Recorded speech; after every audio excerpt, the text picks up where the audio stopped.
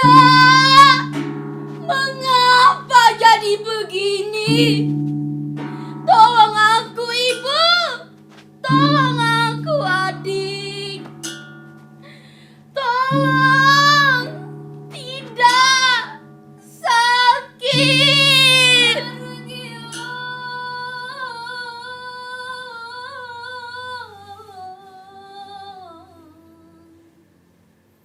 Di manakah engkau berada? Tolonglah, tolong aku ke sini dan minta api. Idang bemasak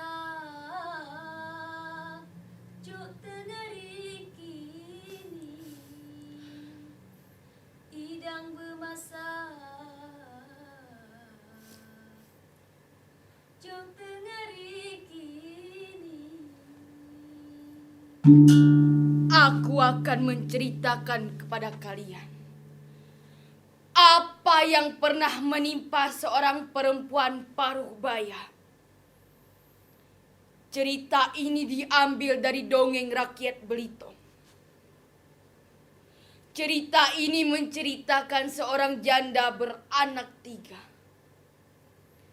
Semua anaknya adalah perempuan. Mereka tinggal di sebuah gubuk di tengah hutan desa. Sebagai seorang ibu yang menghidupi 3 anak sendirian, pekerjaannya banyak. Ia melakukan apa yang bisa ia lakukan. Tujuannya agar anak-anaknya menjadi manusia dewasa yang tumbuh, yang berguna dan berbakti untuk banyak orang. Hingga suatu ketika mereka ingin menangguk udang di sungai. Anak-anakku, anak-anakku, di mana kalian, nak? Mari ikut ibu menangguk udang di sungai. Apa, Bu? Ingin menangguk udang di sungai? Ayo kita pergi menangguk udang di sungai. Adik-adikku, mari kita menangguk udang di sungai. Lalu mereka pun pergi ke sungai untuk mencari udang. Mereka menyusuri sungai, dan menyusuri sungai. Akhirnya mereka pun mendapatkan banyak udang dan memutuskan pulang untuk memasak udang tersebut.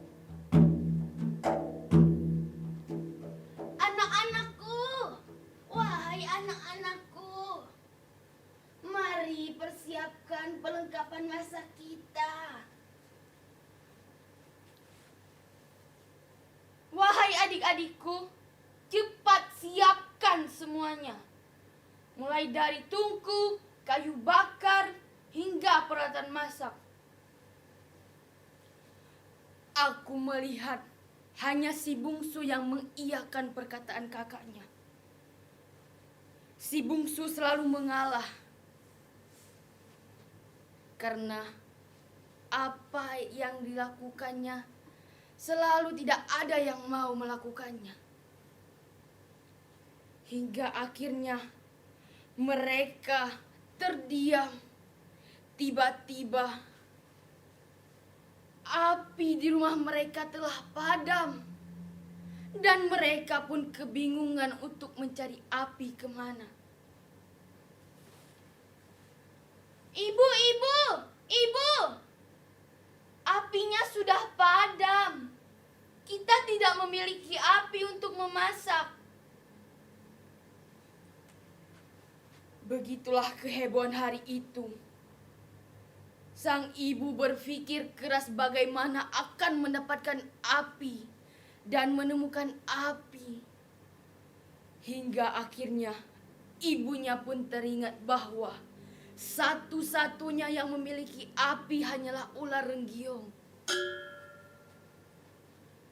Si bungsu, bagaimana menurutmu, Nak? Bu, kalau tidak salah, di desa kita yang memiliki api hanyalah ular Renggiong. Benar, adikku. Kalau begitu, kau saja yang pergi ke sana untuk memintanya.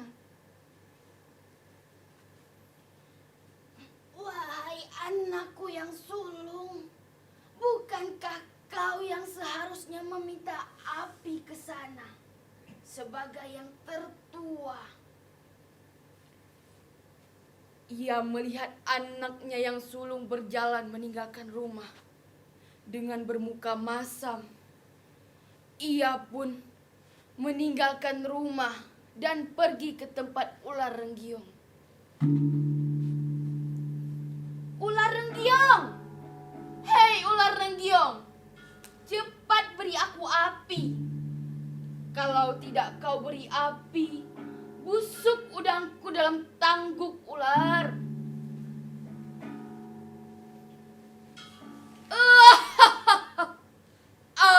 Api, ku beri kau api, asalkan kau mau ku jadikan istri. Apa? Istri? Dasar kau tidak tahu diri, ular. Sepertimu ingin menginginkan diriku yang cantik ini.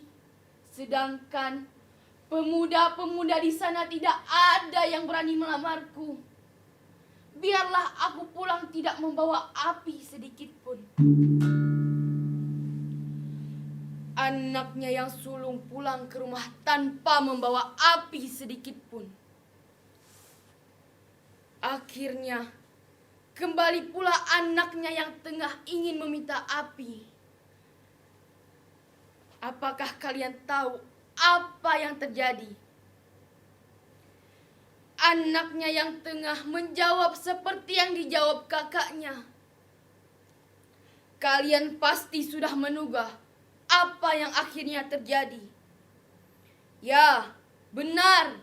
Anaknya yang tengah pulang tanpa membawa api sedikit pun. Mereka pun kebingungan. Bagaimana akan makan dan memasak jika tidak ada api sedikit pun? Akhirnya si sulung pun mengalah dan mempunyai inisiatif untuk melakukannya. Si sulung pun pergi dengan sendirinya untuk ke rumah si ular Renggiong. Ular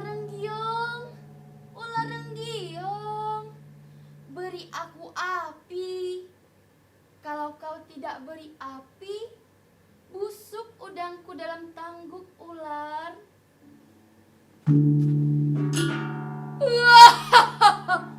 Tidak akan busuk udangmu dalam tangguk. Tidak akan mekar berasmu dalam periuk, asalkan kau hendak kupeluk. Api, ku beri kau api, asalkan kau mau kujadikan istri. Kalau kau beri api, biarlah aku yang kau jadikan istri. Akhirnya, si bungsu pulang ke rumah dengan membawa api. Malang nasibnya. Sampai di rumah si bungsu, ia dihina, dicaci maki oleh kakak-kakaknya. Tetapi sang ibu sangat bangga padanya. Karena ia rela mengorbankan dirinya sendiri demi orang banyak. Demi keluarganya, demi kakaknya, demi ibunya. Sampainya di rumah, akhirnya mereka pun memutuskan untuk kembali pulang ke rumah ular Renggiong. Inilah cerita keluarga mereka berubah.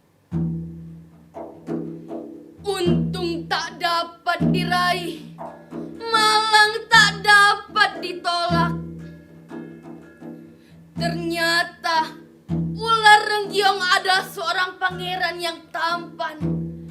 Ia ternyata dikutuk dan dapat berubah kembali menjadi manusia apabila ia mendapatkan seorang gadis yang baik untuk dijadikan permaisurinya. Kabar itu pun ia bawa pulang ke rumah ibunya. Sebagai sang ibu, ia sangat bahagia dan bergembira mendengar kabar tersebut. Tapi sayang seribu sayang, kakak-kakaknya yang mengejeknya tadi merasa iri dan dengki.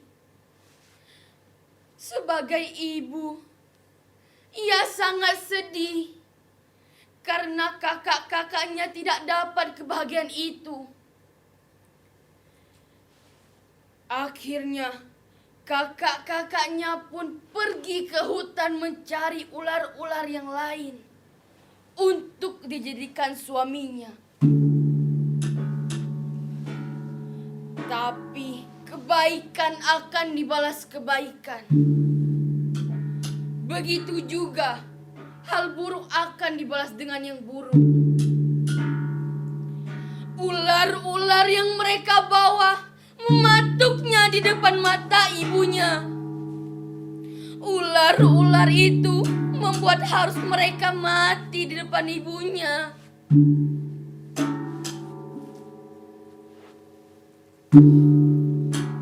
Tolong! Tidak! Sakit! Mengapa jadi begini? Aku menginginkan pangeran sepertimu. Tolong aku, Ibu. Tolong, Ibu. Sakit.